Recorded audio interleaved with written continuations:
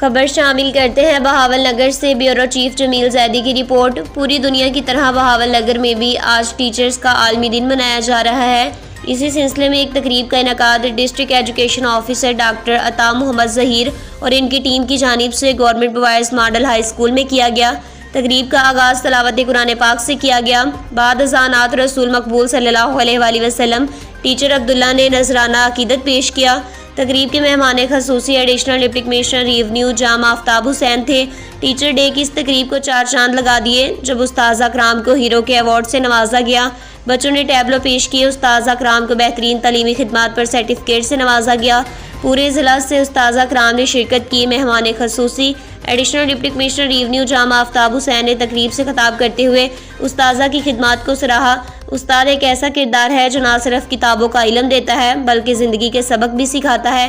استاد کو روحانی والدین کا درجہ دیا جاتا ہے۔